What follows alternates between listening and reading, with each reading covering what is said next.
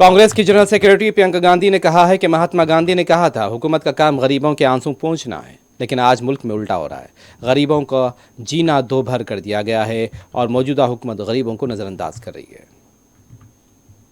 गांधी जी क्या कहते थे, सबसे पहले जो गरीब से गरीब व्यक्ति है देश में, उसके आंसू पोंछने का काम है सरकार का, सबसे पहले।